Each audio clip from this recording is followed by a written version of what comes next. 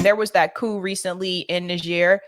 We were talking about that. Lately, we've been seeing a lot of other countries choosing to push back against Western imperialism, like people rising up in Niger telling like France, like, no, get out of here. We don't want you here anymore. They're stealing their resources. They've been, getting uranium from them. They've been stealing gold from gold mines as well.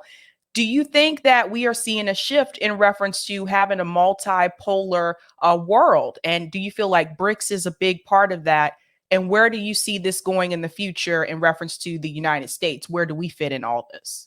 Oh, there's no question that there's a sea change. There's like a change going on in the world now that hasn't gone on for 1,000 years. I'll be honest, for many centuries. You've got Russia, a country that's been trying to integrate itself into Europe for the past 300 years, who has just completely given up on that and pivoted east. And it's the largest country in the world with like more natural resources than anyone. So for that country to pivot is major.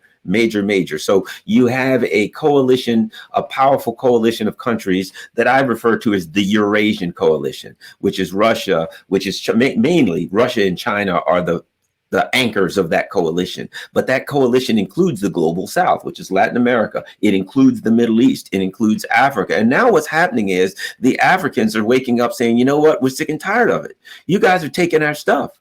And so now people are like, coup, is a coup bad? Not necessarily.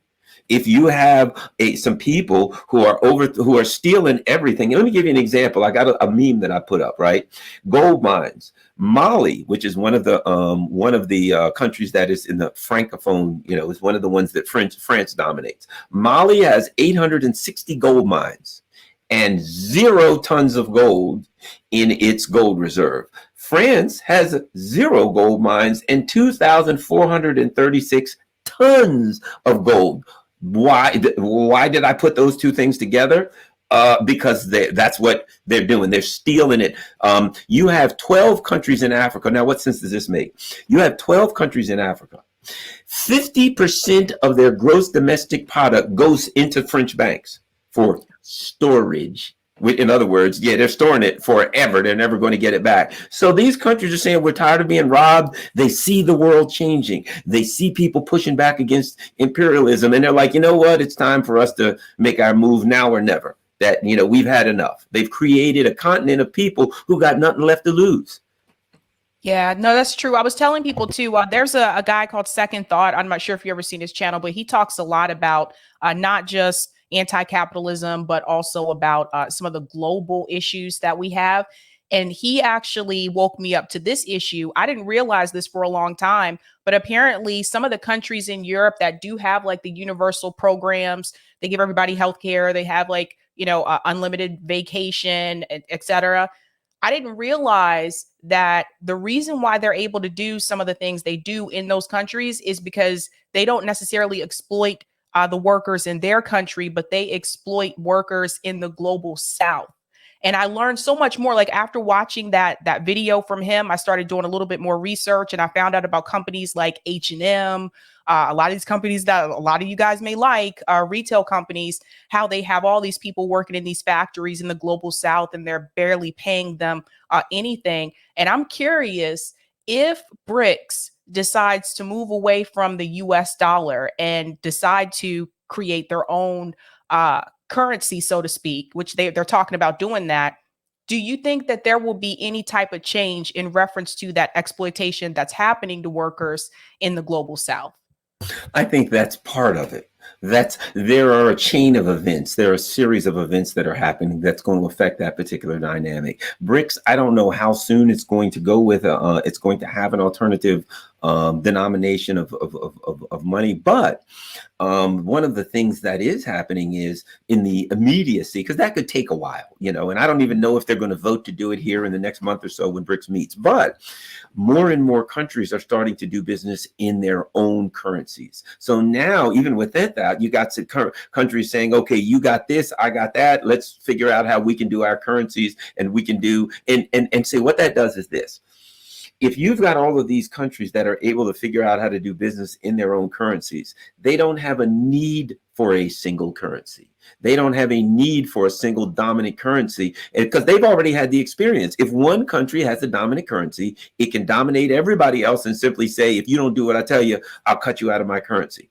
So you've got more and more countries working on figuring out how they can do business in their own currencies. And not to mention this, or to mention it, it strengthens the currencies. So now people are buying and selling in whatever my currency is, then my currency has a greater value. My currency is stronger. So I think they're going in that direction. You know, it's funny that with all the projection, the U.S. will says China wants to dominate everybody. They want to make the yuan the currency. They want to, and China said, nah, we don't want that. We don't want our currency to be the global currency because that makes it more difficult for us to manage it, for us to decide how it goes up and down. If their currency is the global currency, the US may go in and say, let's buy a bunch of yuan, let's sell a bunch of yuan, let's do something to affect the yuan. It's out of their control. So I think that the countries like Russia and China do not want that because it allows malevolent forces such as the US to take actions to hurt them. Yes, there are definitely economic changes. It's not going to happen overnight.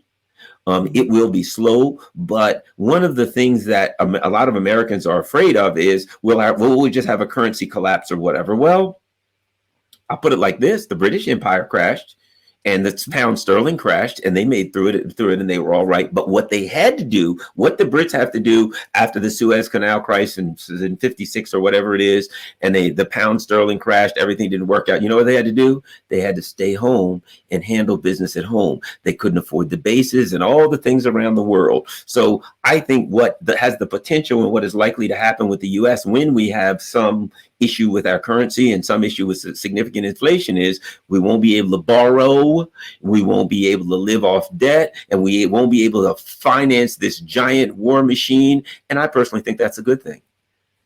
Another thing I was thinking about too, in reference to the US dollar, if those countries did move away from the US dollar, that means that the United States government cannot sanction those countries anymore. And then that also brings about this question in reference to manufacturing and production in the United States, which I know they've said before that manufacturing is coming back to the US, but it's not the way that it was back in like the 40s, the 50s, and the 60s, so to speak. But eventually, I feel like the US is going to have to start heavily making our own products. And I say this because I can't go through one store without seeing a product that is made somewhere else, not in the United States. And I think it was a big mistake for people like Bill Clinton to implement NAFTA and to send those jobs overseas and to close down those factories and things like that. Of course, it started happening before Bill Clinton, but I feel like he escalated that. I think that was a mistake because I don't think a lot of people realize just how many products we get from other countries.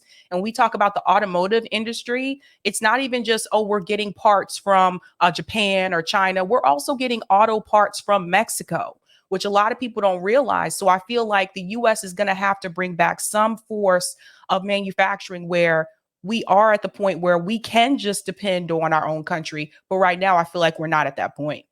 Yeah, and if you think about it, the last couple presidents, Donald Trump said it, Joe Biden said it. They said, we're going to bring back good jobs, good, well-paying jobs. What they were saying is we're going to reindustrialize. We're going to bring back industry. That's where the good paying jobs are, et cetera, right? But there's a problem with that.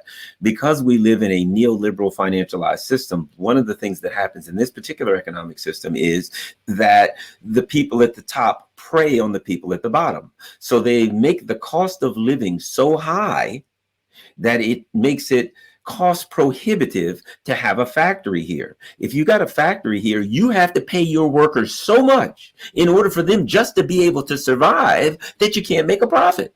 So we've created a dynamic through creating an economy that preys on the people at the bottom, that preys on the working class, that we can't where we are now. How are you going to reindustrialize where someone is in a country where they have things paid for them, where they have health care, things of that nature, right? Now, when you have a factory, you don't have to pay the health care for them, which is a major cost Now you come to the United States, the first thing you got to pay for all of these people is healthcare. That eats into your profit. Then they got to make way more than the guy in the other country because everything's so expensive for them. They got to pay for their student loans. They got to pay for this and that. We have priced, the cost of living has priced out the United States as a competitor for labor, for industrial labor. And so now we are simply we're simply a financialized economy, which means there's nothing for the little person there. And if you think about it, I'll put it like this. If you think about you have a business, right? You got to pay for making your product, right? Which is your factory and your resources and all those things, right? B, you have to pay, but you can't control those costs. Yeah, you got to pay for whatever it costs to buy the building and whatever it costs to buy the steel or whatever, right? B, you got transportation, advertising. You got to pay for that, whatever it costs. You can't necessarily control that. You got to pay. So those two costs are set, right? C, what do you have? Labor. So how do you get more profit? You pull it out of labor. If your worker Garland works for your company, and in that factory, he makes $100 an hour. That's how much profit he makes. The question is, how much does Garland get out of it? Does he get $2? Does he get $50? Does he get $99? That's where it all is, in that labor. How can you pull more money out of that labor? And what they realized was, well, we'll just go to this country over here where we can pay them less. And the labor, we get more profit because we pulled more out of the labor part. Well, what they've done is to created a situation here where even for me just to survive, I got to get 75 of those $100 that I'm making. And they got 25 left. It ain't enough. Now they have discovered, I will add this, that's in traditional, that's in your traditional industrial or commodity economies. What they have discovered, another little trick here, and that is, so I can, as a company, I can make money by squeezing more out of my labor, by screwing over my workers more, right? But there's another way in a financialized economy. Now I make my profit. I take that profit and buy back my own stock and artificially increase the value of the stock. I haven't done anything for the company. In the old days, in the old industrial, or in China, in some of these industrial companies, what do they do when they make a profit? They put money in research and development. They build new buildings. They can make more things, right? Here, if the company makes a profit, they buy back their own stock. That increases the value of the stock. And the few people, the ones that are getting dividends, the one whose salary is based on the stock, they make more money. So they've figured out a way to even take the profit and squeeze money out of the profit. But then no money goes back into the business. But they don't have to put money into the business. You know why? Because when they run that business aground, the government's going to bail them out. So now government bailouts so that is the end now of a financialized economy. You run your company, you squeeze every penny you can out of labor, so you get all of that. You buy back your own stock. That formula doesn't work, and your company crashes, and then the government bails you out. So that's the fault. The only reason these companies in America that are here are any value at all is because everybody knows that when they eventually crash, which they will, that the government's going to bail them out.